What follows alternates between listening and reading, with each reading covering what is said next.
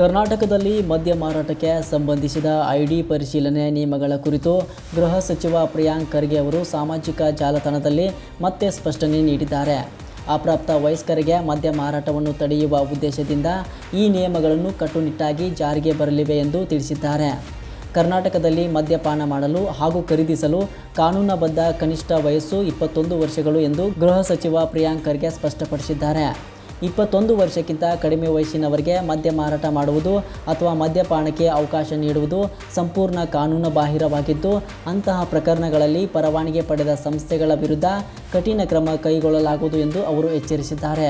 ಈ ನಿಯಮಗಳ ಮುಖ್ಯ ಉದ್ದೇಶ ಅಪ್ರಾಪ್ತ ವಯಸ್ಸಿನವರು ಮದ್ಯಪಾನ ಮಾಡುವುದನ್ನು ತಡೆಯುವುದು, ಯುವ ಜನರನ್ನು ದುಶ್ಚಟಗಳಿಂದ ರಕ್ಷಿಸುವುದು ಹಾಗೂ ರಾಜ್ಯದಲ್ಲಿ ಜವಾಬ್ದಾರಿಯುತ ಮದ್ಯ ಮಾರಾಟ ಮತ್ತು ಸೇವನೆ ವ್ಯವಸ್ಥೆಯನ್ನು ಬಲಪಡಿಸುವುದಾಗಿದೆ. ಸರ್ಕಾರದ ಸ್ಪಷ್ಟನೆ ಪ್ರಕಾರ ಎಲ್ಲ ಮದ್ಯ ಮಾರಾಟ ಸಂಸ್ಥೆಗಳು ಪ್ರತಿಯೊಬ್ಬ ಗ್ರಾಹಕರ ಐಡಿ ಪರಿಶೀಲಿಸಿ ಸಂಗ್ರಹಿಸಬೇಕೆಂಬ ಕಡ್ಡಾಯ ನಿಯಮ ಇಲ್ಲ. ಆದರೆ 21 ವರ್ಷಕ್ಕಿಂತ ಕಡಿಮೆ ವಯಸ್ಸಿನಂತೆ ಕಾಣುವವರ ಗುರುತಿನ ಚೀಟಿಯನ್ನು ಪರಿಶೀಲಿಸುವುದು ಅನಿವಾರ್ಯವಾಗಿದೆ. ಅದೇ ವೇಳೆ ಅಪ್ರಾಪ್ತ ವಯಸ್ಕರೊಂದಿಗೆ ಬಂದಿದ್ದರೂ ಅವರಿಗೆ ಮದ್ಯ ಸೇವನೆಗೆ ಅವಕಾಶ ನೀಡಬಾರದು ಎಂಬುದನ್ನು ಕಟ್ಟುನಿಟ್ಟಾಗಿ ಪಾಲಿಸಬೇಕು.